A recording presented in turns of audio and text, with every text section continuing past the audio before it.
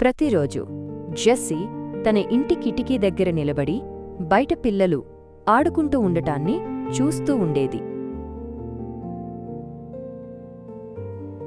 వాళ్ళు సైకిల్ తొక్కుతూ నవ్వుతూ ఎంతో సంతోషంగా గడిపేవారు. జెస్సీకి కూడా వాళ్లలా ఆడాలని సైకిల్ తొక్కాలని చాలా కోరిక. కాని ఆమెకి అది వచ్చేది కాదు. ఒకరోజు ఇంటి బయట గోడ దగ్గర ఒక చిన్న పింక్ సైకిల్ కనిపించింది. అది చూసిన జెస్సీ కళ్లల్లో మెరుపు వచ్చింది. తన మనసులో నేను కూడా ట్రై చేస్తాను అని అనుకుంది. ఆమె సైకిల్ మీద కూర్చుంది. నెమ్మదిగా పెడల్స్ తిప్పడం మొదలుపెట్టింది. కాని ఒక్కసారిగా బ్యాలెన్స్ తప్పి పడిపోయింది. ఆమె మోకాలి దగ్గర కొంచెం నొప్పి, కళ్లలో నీళ్లు, మనసులో చిన్న నిరాశ. నేను చేయలేనేమో అని అనిపించింది. కాని కొంచెం సేపటికి ఆమె మళ్లీ లేచింది. ఇంకోసారి ట్రై చేస్తాను అని నిర్ణయించుకుంది. మళ్లీ సైకిల్ ఎక్కింది. మళ్లీ ప్రయత్నించింది. కాని మళ్లీ పడిపోయింది. ఈసారి ఆమెకి చాలా బాధగా అనిపించింది. ఇది నాకు కాదు అని ఆల్మోస్ట్ వదిలేయాలని అనుకుంది. అప్పుడే ఒక చిన్న సీతాకోకచిలుక ఆమె దగ్గరికి ఎగిరుకుంటూ వచ్చింది. అది ఎంత సులభంగా, ఎంత అందంగా ఎగిరింది. జెస్సీ దానిని చూసి ఆశ్చర్యపోయింది. అది కూడా మొదట ఇలా నేర్చుకుందేమో అని అనిపించింది.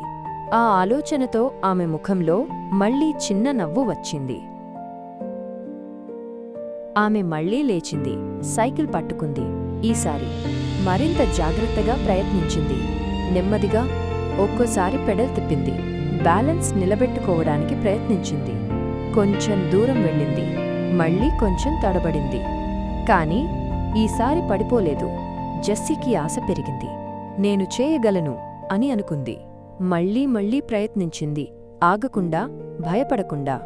కొద్దిసేపటికి ఆమె నిజంగా సైకిల్ తొక్కడం మొదలుపెట్టింది. గాలి ఆమె ముఖాన్ని తాకింది. ఆమె జుట్టు ఆడింది. ఆమె ముఖంలో ఆనందం మెరిసింది. ఇప్పటివరకు చూసిన పిల్లలలాగే ఇప్పుడు జెస్సీ కూడా సైకిల్ మీద నవ్వుతూ వెళ్ళింది. ఆమెకి తన మీద గర్వంగా అనిపించింది.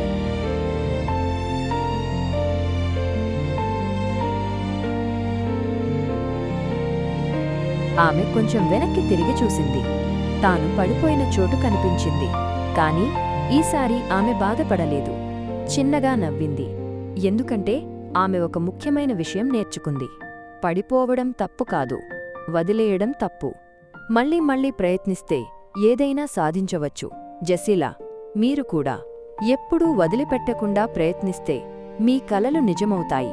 కాబట్టి ఎప్పుడూ గుర్తుంచుకోండి, ఎప్పుడూ గివప్ అవ్వకండి. మీరు చేయగలరు.